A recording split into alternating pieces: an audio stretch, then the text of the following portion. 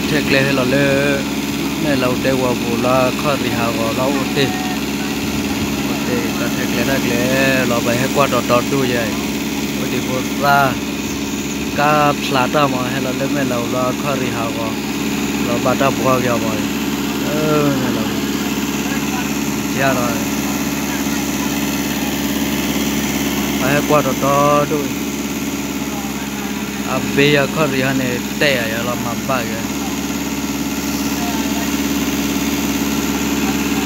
qua đó đó đúng đó mấy lâu phụ các lem mà rồi về qua đó đó đúng